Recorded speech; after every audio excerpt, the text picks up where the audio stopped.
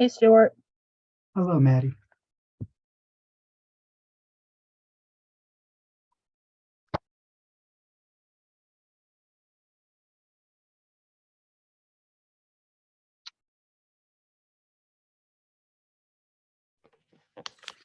This meeting is being recorded. Good evening, everyone. It's a little after 7 in the evening on Monday, December 5th. This is the December meeting of the Village of Ossining Historic Preservation Commission, last meeting of 2022. At this point, I'd like to go around the Zoom room and have everyone who's present here today introduce themselves. I'm Adam Markovics, Chair of the HPC. Dan Garpowit, member. Joyce Cole. Catherine Mary Wilson. Reiner, member. Stuart Kahan, Corporation Counsel. Maddie Zahatch, Assistant Village Manager. Okay, at this point, I think we are missing Phil Ferranda and Steve Casey. I have not heard from either of them. Perhaps they'll join later on, but seeing as we have a quorum, I think we can go ahead and hear the applications that are on for this evening. Starting with the sign application, I believe at 147 Main Street. Yes. And Maddie, that would be Signs Inc., Esteban Vaquero, to be brought over. Hey, Mr. Baccaro, I've just promoted you to a panelist.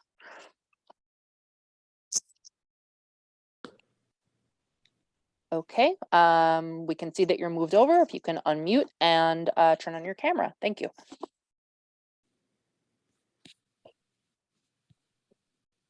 Unmute camera. Okay.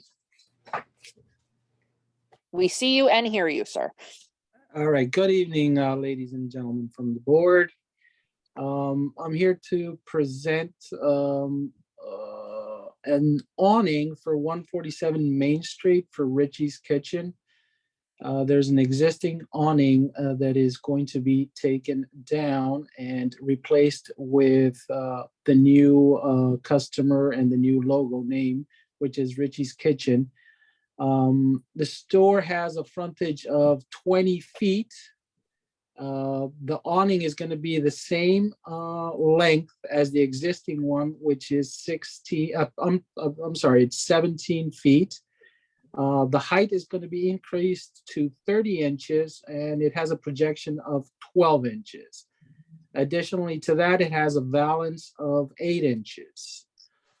On the center portion of the awning, we're going to have the logo of Richie's Kitchen, and on the left-hand side, we're going to have text with the address 147 Main Street. It's black and Mr. white. Vaccaro, if I could stop Sure. you for a moment. I don't know if you have the ability to share your screen or if Assistant Village Manager Zahaz can.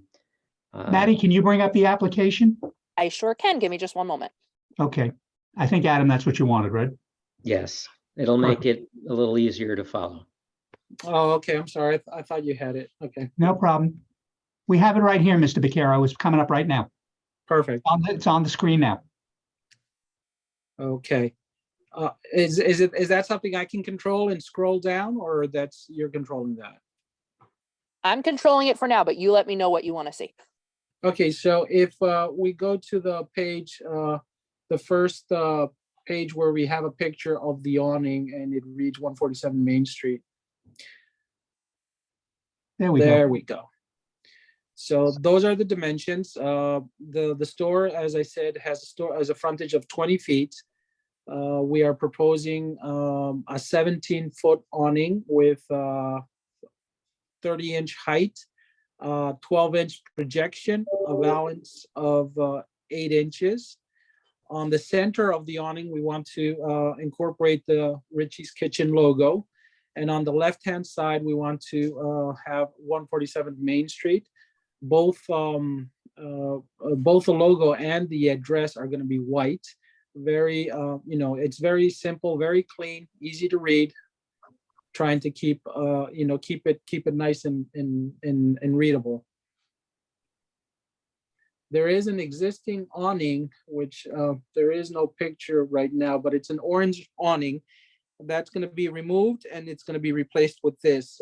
It's the same length, 17 feet. What we're proposing is to increase the height to 30 inches so we can accommodate their logo in the middle.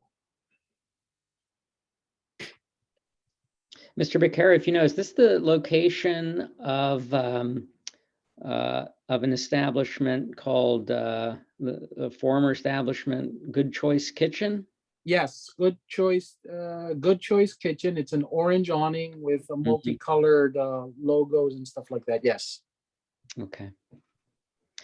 Well, I'm familiar with this building. This is, a new infill building. It must have been completed within the last decade or so, maybe a little, maybe 15 years ago at most, I think. The application is before the HPC because this building is right smack in the middle of the historic district, but the building itself isn't a historic building. And I don't really see anything anything controversial about the application. It's a fairly simple awning. Does anyone have any other comments they'd like to make about the application? I just have one question. Please, Dan. Yeah, hi. Yeah, the awning itself is, fine with me. I just have a code issue question. I'm not sure it's something we should bring up or not, but the 93-inch height seems to be hovering somewhere in the middle of the slope of the sidewalk, not to the top of the ramp. And I'm wondering if that meets, I think it's 7 feet minimum height when you get to the top, or where's that 93-inch reference datum pointing to? Do you see what I'm saying? It doesn't come down to the brick, and it doesn't go up to the top of the ramp, where the height below the awning would be the minimum. I'm sorry. Yes, that's an error on that drawing. It actually, from the existing awning, the bottom of the awning to the floor level is 93 inches. What would it be to the top of the ramp? 123. No, it would be less than, the top of the ramp sidewalk. If it's 93 to the brick, is that what you said, sir? It's 93 to the brick sidewalk, but when you get to the top of the slope sidewalk where it's less, do you know what that dimension is? No, I don't know what that dimension is. Okay, well, I'm not sure if it falls within our purview. I'd hate to vote for something though that could possibly not be conforming to code, but because I think you said you changed the dimensions of the awning. Perhaps it was 7 foot minimum in the old design and now it may not be, but we're actually, I'm sorry to interrupt you. We're actually not changing that height. We're going from the actual the 93 inches, we're going up. So it's going to be the same height as the previous one from Good Choice Kitchen. Well, I'm not sure I follow that, but are you saying it's 7 feet from the top of the ramp to the underside of the awning still? That is correct. That's going to be the minimum height on the left-hand side is 93 inches. That's not changing. So we're keeping it the same as the existing awning. So okay, so for me to just be clear, 93 inches is actually to the top of the slope sidewalk? That is correct. Oh, okay. And Dan, I should point out that if this board decides to grant the certificate of appropriateness, it will be subject to approval by the Board of Trustees because the awning does go over the village's right of way, and the code requires that in those circumstances with an awning, the Board of Trustees must approve. Okay, fine. As I said, just strictly from a design point of view, it's nice in my view, and I just, if you know there's a problem with the code, I'm wondering whether or not we should be silent on that. So in any event, you're saying it's 93-inch minimum height. I think That is that's what correct. the applicant's saying, which is greater than 84. So great. With all that having been said, I move to approve the application as is without any modifications, subject to any future issues that may arise concerning the height of the awning in the village's right of way. Second for the motion? I second. Okay, all in favor of approving the application as is? Aye. Aye. I believe we're unanimous. Thank you, Mr. Becerra. What'll happen Thank you very next much. is we'll do a certificate of appropriateness, and I'm not sure when it will be before the Board of Trustees. They do have a meeting this week, but it's a pretty packed agenda. I'll see if I can get it on this month. If not, I'll get it on for very early next month to get it approved. But I will get the certificate of appropriateness written up so that it can get signed by the chair ASAP. One quick question. Does that mean I shouldn't start production of this awning until I receive that? Well, I think the appropriate thing is to wait for the Board of Trustees. I can tell you that the general practice is that the board, basically adopts what does not go contrary to the certificate of appropriateness. But the code is clear that for any encroachment upon the village's right of way, it requires the board approval. So I think the appropriate thing to do would just be to hold off a little bit until the BOT issues its approval. Okay, I appreciate that. Thank you. Thank you, very much. sir. Thank you. Have a good night, everyone. Thank you. Thank you, Nice. sir. Aye. Maddie, next, I think we have John Fry with regard to the informal presentation. Will do. Mr. Fry, I'm moving you over as a panelist.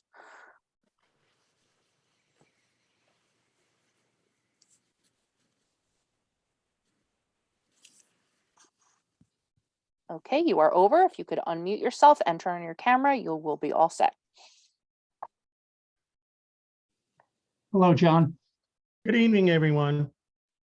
Maddie, do you want me to share or will you share? It's up to you. I'm happy to do it. Which document would you like me to share, sir? I think it's in the queue of those documents on the agenda. I think it's the last document. I'm trying to do that from memory. I see Right. referral, glazing cut sheets, drawing, application cover letter.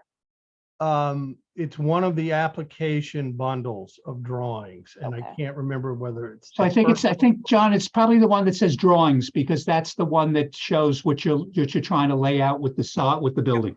That's why you get the big bucks, counselor. Want to bet? You can- Thank you, sir. Headed Pierce that the way. Give me just veil one moment.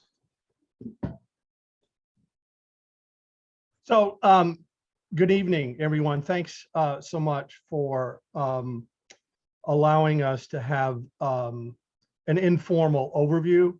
I will try to keep it as brief as possible. We understand we've anticipated, we fully anticipated, we will probably be before you on several occasions.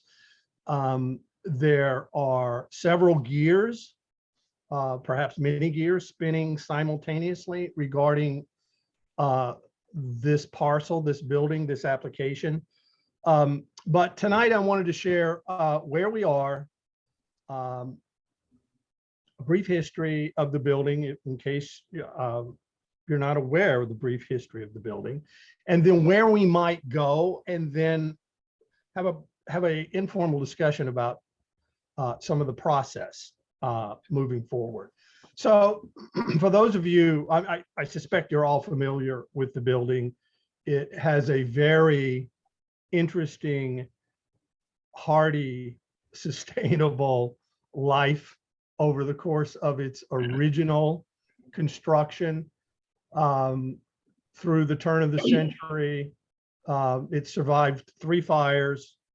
And it's existed in the state that we know it today, we all know it, probably for about 50 years, maybe 60 years. It's not clear when all the various modifications have been made, and there have been many over the period. But in the top left photo, in the center row of historic photos, that was the original Second Empire-ish iteration of the building. There was a significant fire in that block to the west, and much of the original Opera House was burned, other than the masonry walls. The second iteration of the building kept the interior spaces, the street front spaces, and as best as we can tell, some of the upper floor northerly spaces relatively intact compared to the original configuration, but the exterior of the building was altered significantly. The mansard roof, the notions of dormers, how the arched windows were utilized and ultimately modified. And then, of course, how the grade plane or the street plane eventually evolved, primarily related to the fact that for a significant portion of the 20th century, it was a manufacturing facility. And as it evolved into the late 70s, 80s, and even early 90s, it was a series of uses. There had been embroidery shops and various taekwondo studios, but there has been one theme since the Fan family purchased the building, is that there were artist studios in various areas of the building. So the building has a legacy of supporting arts uses. There was much artwork stored in the structure over the years. And then the most recent fire fortunately happened on Firemen's Parade Day.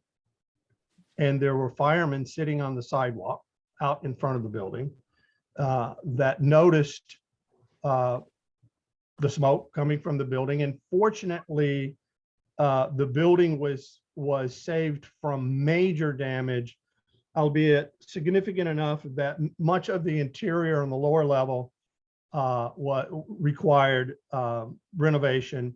And it's enough to, it was, as you recall, as you know, was enough to accommodate the reintroduction of Hudson Valley Books for Humanity location.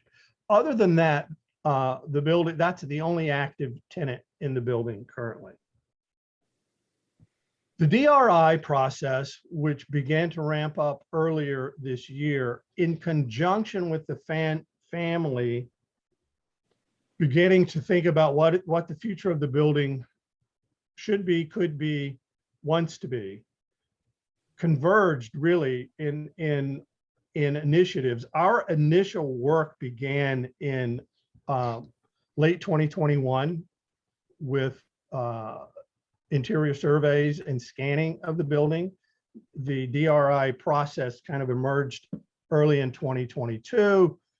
Those initiatives converged to build up significant momentum.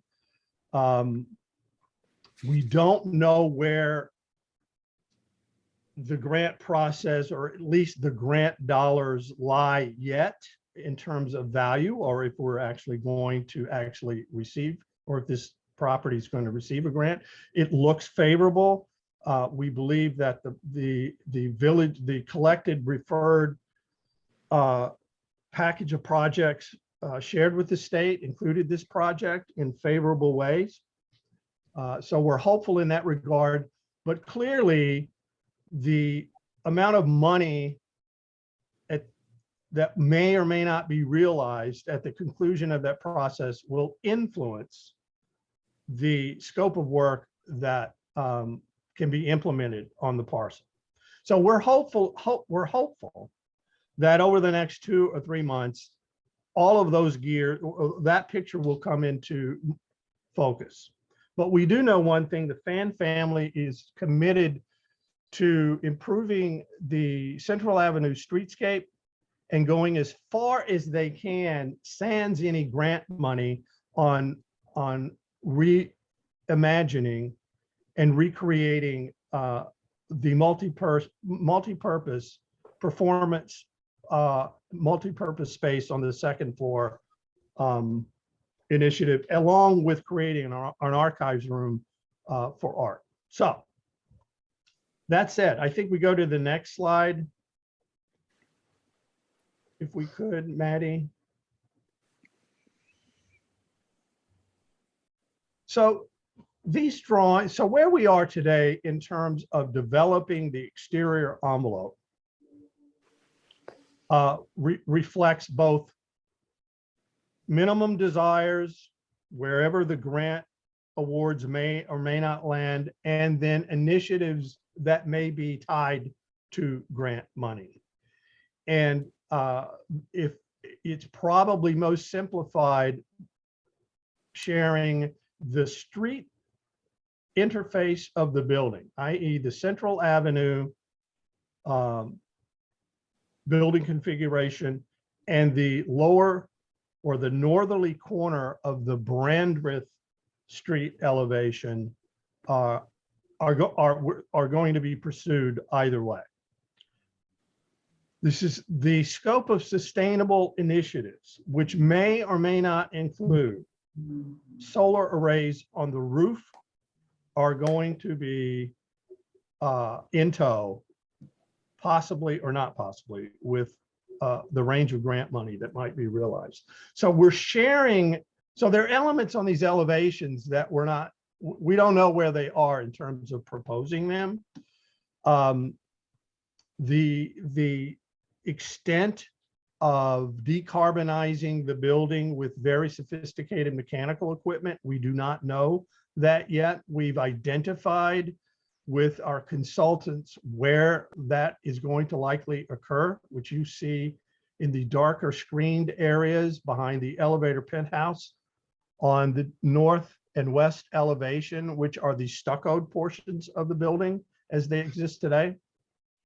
We feel like that particular location is the most protected, the most screened from any of the view sheds, particularly from the Five Corners, certainly from Brandreth.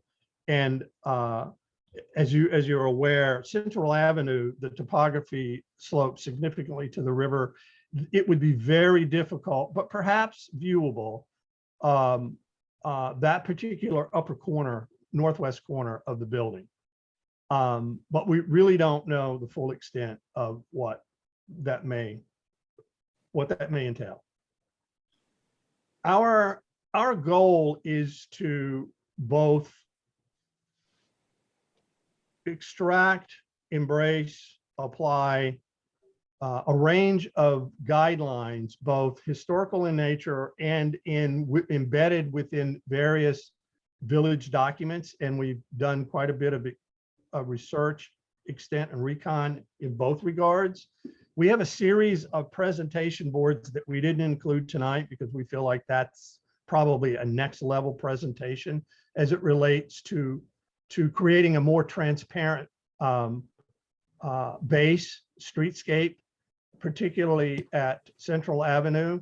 And obviously, as we reconfigure the Brandreth streetscape in anticipation of a performance multi-purpose space lobby, a gallery lobby, and a general public entrance for other spaces that occur on the upper floors. Concurrent with all of that,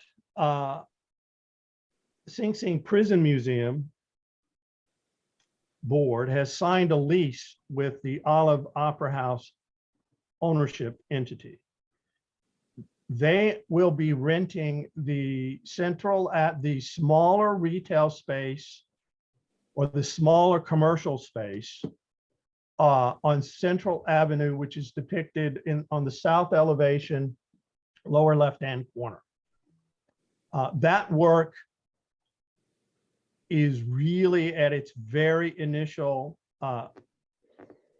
point of departure. We really have not interfaced with the board yet towards design goals and initiatives. We feel like it's going to be a fairly calm or benign interface at the street in terms of signage and other notions. It's really a visitor center, a visitor interface center. It's not going to be a full-blown museum space. The bookstore will, as we know it today, will certainly, we anticipate being the tenant as we move through this, and we hope long into the future, because we feel like they have a happy home there. And but we feel like the improvements are going to improve their existence at the corner there. So obviously the notion that strikes everyone here is opening the building up and revisiting the notion of transparency at the base.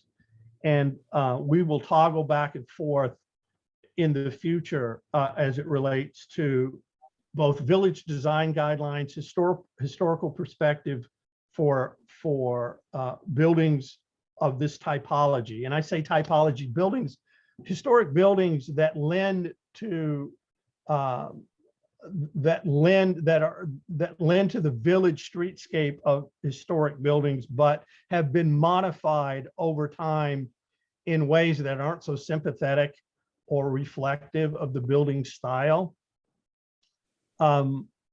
As we scroll, if you could scroll up just a little bit, Maddie, to capture, there you go, capture the photographs. One of the extensive points of research and consideration over the past few months relates to the status of the brick. As we began to launch the DRI application initiative really back in March of this year, there were notions of restoring the brick to a glorious original color, texture, and pristineness.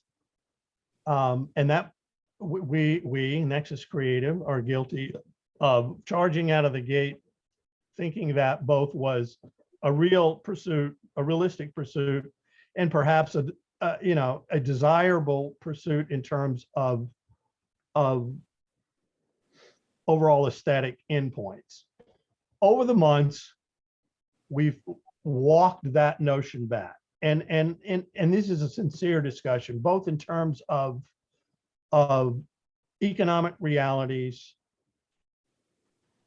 how that might or might not have been achieved anyway, that being restoring the brick to its original color and texture.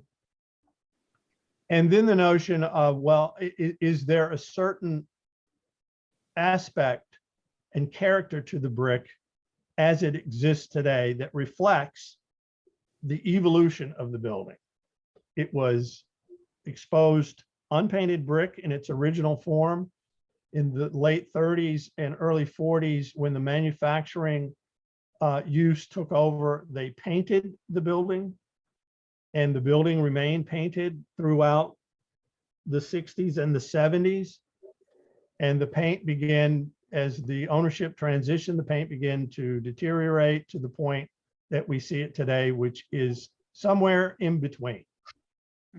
So that all said, the narrative today is lightly and thoughtfully repairing and pointing the brick where required.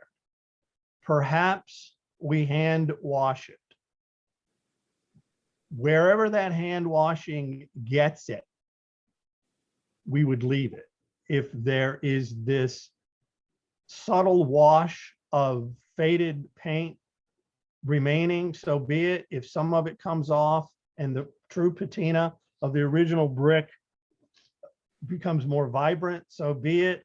We really don't know where that will end up until probably test portions are implemented somewhere down the line.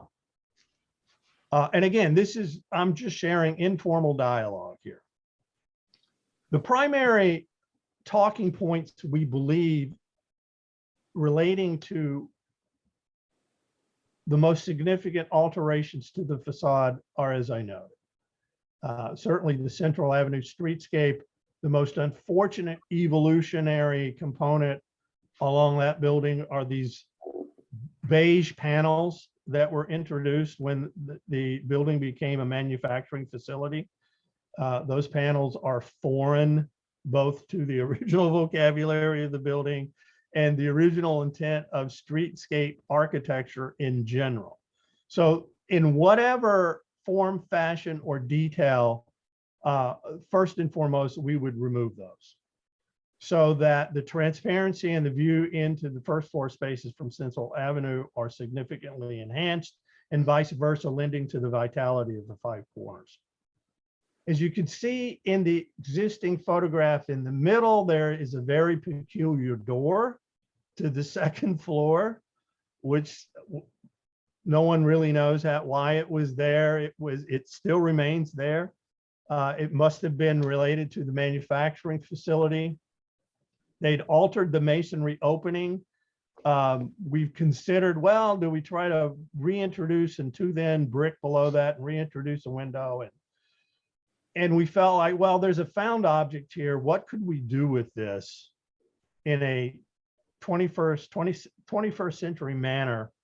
And our notion is to introduce a media panel in that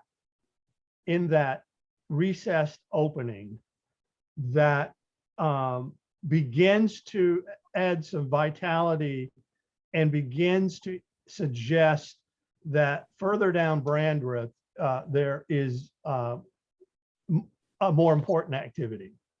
And as you can see on the third photo from the left, the original, what was noted as the theater and upper space lobby configuration has been modified, as best we can tell, 5 times in the past 100 years. And it's currently quite a collection of modifications over time, none of which we would suggest have anything to do with the historical components and patterns of the building. So that's where we're going to focus what we feel like is a fresh 21st century aesthetic to that northeast corner of the building. The final notion is, I think, where we're headed, is that given the building's unique position in the 5 corners, the notion of having a corner protected entry for the first floor tenant space, Hudson Valley Book for Humanities currently. Historically, there's many patterns suggesting that should be a corner opening. There is a unique detail at the building that we believe further reinforces the notion of having a recessed corner opening. Frankly, in a practical way, that recessed corner opening not only provides real world protection, a more inviting corner, it essentially erases the need to have an awning at the corner. And as we toggled back and forth evaluating what the priorities might be there, we felt like, well, a recessed corner entry was a good planning notion, and it relieved us from wanting to introduce something else there at the corner. So Maddie, I think if we continue to scroll up a bit more, you can see a series of additional notions. First of all, the building in context with adjacent buildings. In the upper left corner, when we see a composite of Main and Central, you begin to realize the obvious relationship of the streetscape band, the pedestrian experience, the transparency of the buildings, really up and down Main Street and on the Crescent. and how we're sort of continuing that design gesture across the street, albeit a bit more in a bit more contemporary fashion. The roof plan on the upper right begins to share the scope of potential solar arrays, and the northwest corner rooftop equipment area behind the existing elevator penthouse. And as you scroll down just a bit further, Maddie, you can begin to see what's being envisioned in terms of the Branderis Street multi-purpose space and gallery entrance in terms of awnings, materials, and signage. And we know that we've got several stops on the path down awning and signage, land use approval board road. This is an initial sharing.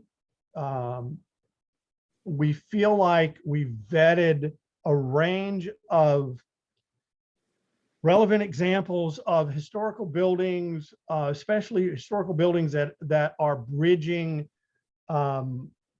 literal historic notions and what I dare say more contemporary additions to tactile historical notions. But we feel like they're very limited, tasteful. We'd like to think they're a bit sophisticated. But we have a ways to go here in terms of deciding material scale, whether what the inclination of this committee is, what the inclination of the planning board may or may not be, and what the inclination of the board of trustees may or may not be regarding approving an awning over the sidewalk. So I could talk for hours, but I won't. I'll leave that as where we are today and listen to questions and or observations, and happy to engage in dialogue. Well, I'll start, Mr. Fry. I could keep on listening to you. This has been a pleasure listening to this presentation, in part because you're such a good presenter. Also, in large part because of my own enthusiasm for this project. I was part of the DRI committee, and I publicly expressed at that time when that committee was meeting and discussing proposals for the state grant, my personal enthusiasm for this project, including the proposed design alterations, exterior design alterations. So I have a lot of enthusiasm for this project. I thought I would share some initial thoughts that may be helpful to you as you go forward. First, I should note that this is my last HPC meeting. I've been on the commission almost 6 years, but I'm stepping down at the end of this year. So you may not see me again. At least not in this Track you down.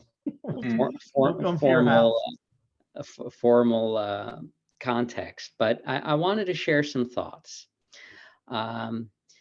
First, I would recommend to you, Mr. Fry, and to everyone else on the commission that you Google the Secretary of the Interior's standards for rehabilitation of historic properties.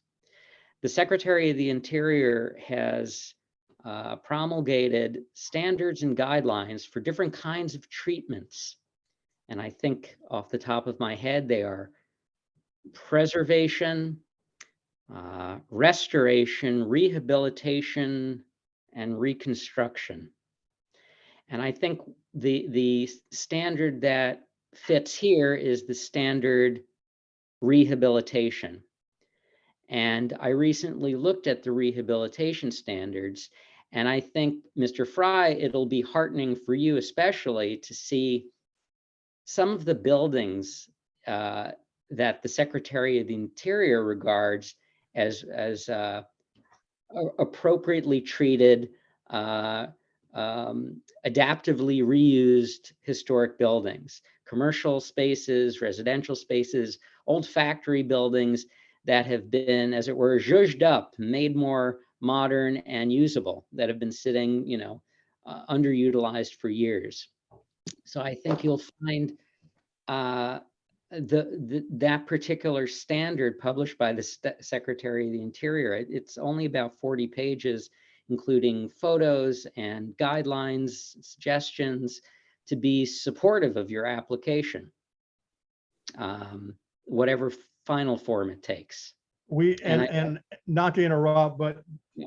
what was left in the drawer for tonight were a series of boards, as I noted, not only highlighting specific documents from the village, but precisely the reference you're sharing now, examples that we're happy to share. And really we're inspiring to a certain degree, specific degree. So that's one thought.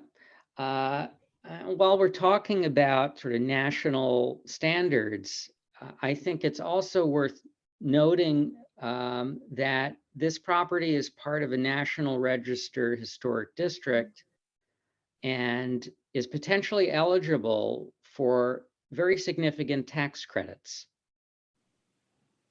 Yes. Is there one more diagram, one more drawing down, Manny, or not? Is there? There is. I don't believe there is, unless it's on a Yeah. different document that was, Yeah, we created a diagram, Adam, literally a flow diagram suggested to map out our journey. And on the flow diagram included the spur over to potential tax enhancements for the parcels. And so, yeah, thank you for sharing that. And we'll share the diagram if it's not in this bundle tonight. Well, very, very good. There are state and federal tax credits that are available for properties that are rehabilitated in accordance with the Secretary of the Interior standards. My understanding is that if the applicant, the owner, is interested in pursuing those tax credits, they need to get the state agency, the State Historic Preservation Office, involved from the start, and need to run plans by the state agency from the start, because the last thing an applicant would want is to undertake a project thinking that they're going to get tax credits when perhaps certain aspects of the design don't pass muster for whatever reason. So we, in regards to the SHPO path, and again, I apologize. We had this handsome diagram all prepared to show. Can I share screen, Manny? you sure can. Look, because I think I have it. Am I?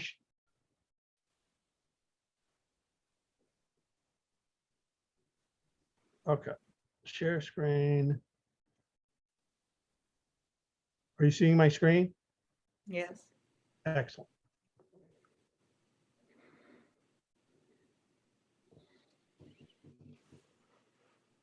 Did it jump to full screen? Yeah. So here we are. So this diagram is what we've created as best to our knowledge currently. In the upper direction begins to talk about where you were headed on that lane, Adam, and then this area talks about the relationship and path to potentially SHPO and then back across. So and forgive me, I forget the regional field representative for SHPO that we discussed. I'm having a senior moment. But if not to put words in her mouth, but her her suggestion was essentially what we're doing here tonight. Is if we could have an informal share and this body was was in her mind the appropriate start point, and then mapping out in conjunction with this body what this particular lane may look like in terms of future correspondence from you guys to them. You know, that's a part of what I think we have to find our way through here over the next few months, what that might look like in the mechanics of that. You know, we recognize there are, you know, a lot of dynamics here that we need to be mindful of. I appreciate this screen. Actually, if you could hold on to it for a second, Mr. Sure. Fry. I wanted to I'll use this to segue into my third and final point. You see those two pink buildings? Yes. Pink buildings? Okay. Those buildings were recently stripped of their paint. And this board approved that stripping process. I believe the product that was used and approved by the HPC, this goes back several years, was a product called Peel Away. Okay. And I'm not sure who the current tenants are or the building number, but I know the HPC did approve removing the paint. There's now a natural or a original brick facade on both of those buildings, and Peel Away was the name of the product used. I think it's readily available, even at the Ossining Sherwin-Williams. Terrific. Well, as I mentioned, we you know, the final scope of work and application, we're still exploring the range of options, and we'll certainly explore, you know, probably a test panel in some inconspicuous place of Peel Away or a similar facsimile. That's it for my comments. I really wish you and the fans best of luck with this endeavor. I support it wholeheartedly. I mean, we'll have to see as the design develops. There may be little bits and pieces we'll discuss further, but or I should say the HPC will discuss further with you. Overall, I think it's just a wonderful project, and I think the design is compatible. I think that's the key term. It's the term the Secretary of the Interior uses. The design, I think, is compatible with the historic character of the building. With that, I'd invite others to share their thoughts, questions, comments. I am very excited about this as well. I also sat on the DRI. And for me, I've been through a historical emotional roller coaster with the original architecture and the fires. And I think this is being well handled with a nice contemporary and historical mix. I think it looks great, and I'm actually excited. And as Adam says, barring, I know they'll probably along the way, you know, we'll have discussions, but I am excited about this being reintroduced to the community in its original glory. Yeah, I'd like to say, oh, are you done, Joyce? I am. Oh, no, I'd like to also compliment the firm on its presentation and its terrific project. Just a couple of observations or questions, if I could bring them up. Absolutely. The cornice is excluded from your scope, but I guess maybe pending financial review, you'll put it back in. You probably had it in originally to do something. The cornice at the roof line. Yeah, Yeah, the intent is to restore the cornice as we know it today, and as we think it's managed to survive for at least 80 years. We're going to keep that, restore it, and that will remain in an original detail. yeah, that's great. And down, if you could scroll down, you had the canopy, your new canopy down at the bottom. And it's right there, the cross section. The 5 foot 1.5 inches, it's a minor, I'm just curious, so I'm gonna ask you about it. It's not a big deal. But I'm just wondering how that dimension came about, because I recall there's, is there a prohibition? You can't have a sign that's more than 4 feet from a facade? Well, I'll give you I'll try to give you the short, I think you're correct. There is, I don't know it off the top of my head. There is a limiting projection. But here's where here's where we've made it complicated, at least coming out of the gate. If you notice, or perhaps it's difficult to notice in the perspective, there's a very shallow projection here, which is about, if I recall, about 18 inches. The most robust 5 foot, whatever that number says, 11.5, and I'm sure there was some science behind that, is actually at the south end of the canopy. So that awning kind of is cranked. Oh, it So doesn't show that up on your roof plan. Maybe that's why. It would be Yeah. helpful to put it on the roof plan, maybe. We will, and I understand it. It's probably impossible to understand, but the notion was a more robust area over the actual entry area, Yeah, and then a shallower element that allows more light in the lobby area. And we felt like architecturally it kind of charged the canopy a bit, or the awning, if you will. But so the summary is there's an average.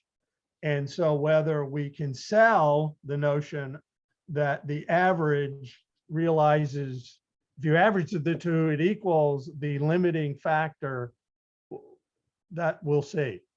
Oh, okay. Well, We'll see who Yeah. we'll see who I understand agrees with now that or what you're doesn't. saying. It's very nice. And just the last thing though, fenestration, your new windows, you're putting windows behind for thermal performance, but it looks like, I haven't seen the building recently up close, but from the existing elevation on Central to the proposed, it looks like you're almost replacing the windows in the front. No. Yeah, because that's a the graphic. I patterns are mean, very different. yeah, they're very different. So we're not proposing to change any of the upper 4 windows.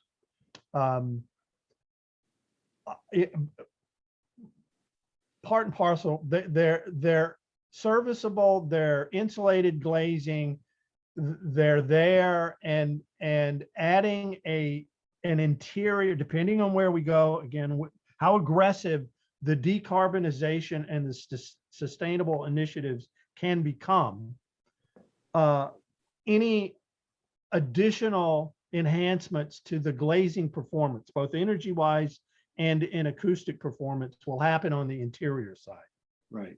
So That is it- said, if we had a bottomless pit of money, we would likely revisit those windows. So my only comment is that it looks like you've got all new fenestration on the outside, and the pattern of the muttons is very different than the photograph. I guess essentially maybe you get around to it, possibly you might just make the window pattern in the proposed match what's existing. Yeah, in theory, Changes the this, scale a lot. yeah, and well, in theory, what we have drawn here should match what exists, but I will, now that you bring that up, we will look more closely at that Yeah, before okay. we return. Anyways, congrats. It's a very nice project. Thank you. I have one question. How many tenants are the fans looking to have in the building?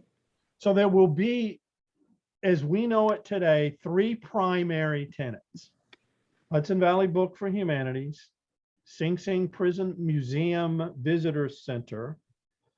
The fans will have an archival art storage room and gallery space. And then the remainder of the upper floors, it is, as we know it today, is flex space. There's likely a range of tenants. There is no specific tenant on the roster today. There's a fourth level. There's a peculiar second level. Those of you, first of all, we would love to take you through the building because it's a I've been in very the unique building. building. It's beautiful. So there's a very peculiar, what's called a second floor, but it's not really a second floor hidden in here, believe it or not. Then you have the third floor and then a fourth floor. And the fourth floor, this area up here is potentially another tenant space. But we don't really know what the realities of the marketplace are for that yet. And the marketplace may be better served to keep this as flex space also, much like the bulk of the building in the upper floors. So the answer as we know it today are 3 primary tenants and then a lot of flex space. Yeah, the reason why I asked that is if there are more tenants going in, are they looking to have additional signage on the outside of the building? That's my Well- first question. And if there is more flex space, are they looking, and I don't know if it's zoned, for some type of artist studios? The answer to the latter part of your question is yes. That is the overarching goal and desire of the Fan family is to have some art related function and support for this building, whether it be performing arts, dance, or visual arts. And the building inherently wants to support visual arts in these studios and performing arts in the big room. So if, for example, this upper level was better suited as the building uses evolved, was better suited, or there was a potential tenant who wouldn't go away, have to have that space. I need that space. I want to pay you all the rent you want for that space. There probably would be, I assume we'd be back before you with some notion of signage for that. But, you know, as sincere as I can share is today, we don't know any, but that scenario doesn't exist yet. Yeah, I guess, the other thing I was looking at is, and you did answer the question, the overall plan for the inside of the building and how that would affect the outside of the building, I guess, whether it was studio apartments, whether it was artist studios, whether it was another museum or something like you had mentioned before. And I've been inside the building. It's a beautiful building. I mean, again, not as understanding and merging the units, the intended tenant use patterns into the design of the building. We fully anticipate, for example, the Sing Sing Prison Museum Initiative Visitor Center utilizing areas of the upper floor incrementally. They would be utilizing the multi-purpose space for incremental programming also, as well as perhaps a dance company. Mm-hmm. Thank you. It's a great proposal. Is there anyone else who has any comments? Well, John, thank you for the informal presentation. Thanks so much. You'll be back in touch, I'm sure, with Jamie Kane to let us know as to when you want to formally appear before HPC. I think the plan that, had been sort of discussed informally, staff-wise, is that this would start with HPC. Yep. It will require Board of Architectural review.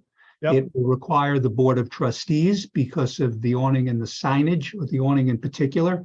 Yep. And there may be other boards, particularly if the signage requires variances. You may have to be at the zoning board and things like that. But it would start here and then fan out from there. And the beloved parking waiver letter, Mr. Kahan. Well, the We parking know- parking waiver letter is a planning board. Yeah, well, we hope So for the that's- best in that So regard. that is not this board. Yeah. So, but that's fine. So you'll let us know when we're gonna go further than that, and we'll take it from there. Will do. Terrific. Thanks a bunch. I mean, our biggest takeaway hopefully was that you're excited. We want you to be excited. We're excited. And we'll see you next time. Thank you, John. Thank you, Mr. Gray.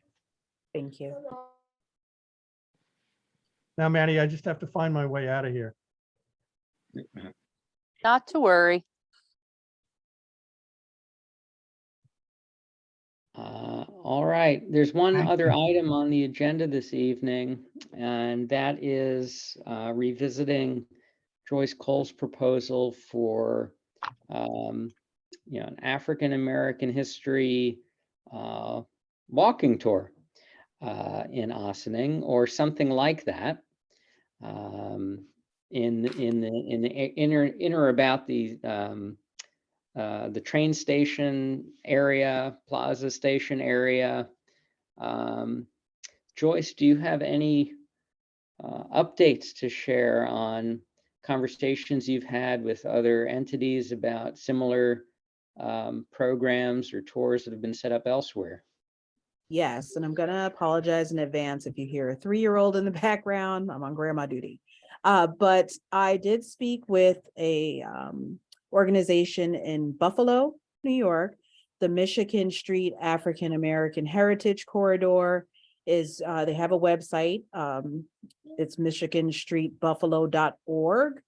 It's almost a parallel project. I was actually quite shocked when I talked to them that some of the things that are being done, we've done in reverse. So they have a component where it's like portable history wall, like the one I've already created, and a docent program. So I've done that stuff already, but they were talking and very excited to work with us to figure out how to make a walking tour or a historic district designation. And they were happy to share with us, if anybody wanted to do with me, to talk with them how they did it and how they're continuing to do this work. But it's quite interesting. I would encourage everyone to take a look. They started their tour with 4 anchors. Everything started from these 4 anchors. And I know one of ours is not even going to be close to that street, but on Hunter Street would be Reverend Doris' house. So they did give some great ideas of how to get started and how they figured out the mapping. Yeah, it was really good. I really want to sit down and really go through it really well to have a good conversation with you about what they did, but it was very exciting and almost parallel to the work that's already been done here. So that is my update. Did they receive outside funding for their work? Their municipality gave them money. They had a mission, so to speak, to preserve the legacy of the Black community there. So their municipality was very helpful in giving them money and steering them towards additional monies to keep going. They're doing something a little different. Theirs is still very vibrant. Their corridor, they're also putting businesses there. They're trying to make it a shopping district still.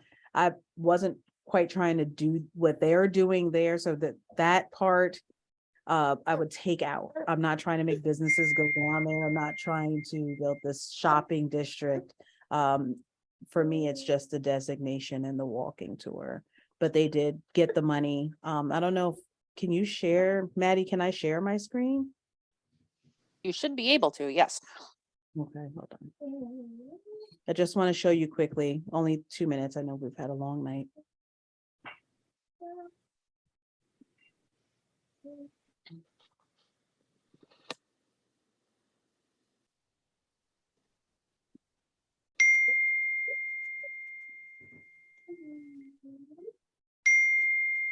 Can you see it? Yes. Okay, so this is this here is their portable museum, or they actually have a place where that you can borrow it, or you can go to one of the buildings that they do have to visit their exhibit. As I said, they have a traveling exhibit as part of this preservation effort to preserve the stories of the African American community there. They have a lecture series. This is I already have this. If you all remember the wall I did for Black History Month, ours is a little bit more robust than this. We have a bigger wall. I'm actually this year making some that look like this. So ours is growing here. And it's learning the story. So I think even creating some kind of website or getting funding to create a website to share the story as a complement to a walking tour. And then they have different events. As I said, I'm not trying to quite do what they are doing in terms of, okay, 1 second. Okay, answer the phone. Sorry. Trying to do what they're doing in terms of revitalizing it for commerce, but they have done some incredible things with the story. So the acres is what I was referring to, where they had 4.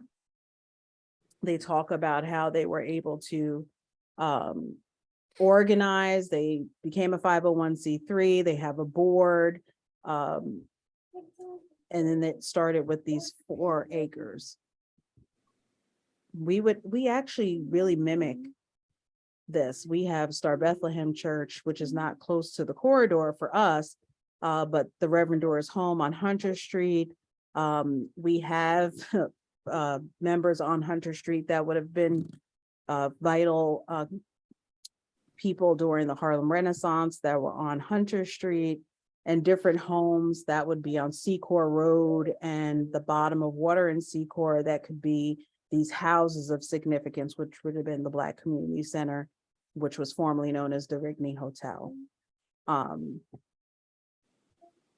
So this was what they talked to me about. It was a very long conversation, but they did offer to be with us every step of the way and have a longer conversation about how to start and give advice along the way, best practices, and how to get your boards on, well, the BOTs on board with approving designation or a walking tour.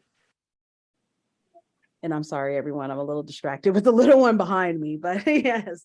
So does anyone have any questions? That's exciting. Thanks for all the research. These people were amazing, but it was very encouraging because half of it's already done. It's really just getting the buy-in to make it a designation and doing the extra work to finalize it. And I guess working as the HPC as a commission to really make this robust and official and flush it out.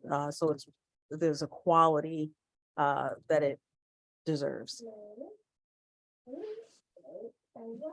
I'll note also, and I think I forwarded some material to Joyce, but a lot of potential funding has become available through the National Trust for Historic Preservation, thanks to Jeff Bezos's ex-wife, Mackenzie Scott, that's been specifically earmarked for preservation activities surrounding African American history.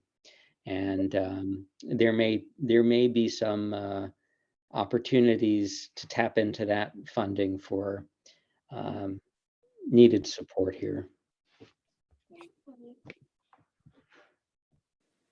Thank you, Adam.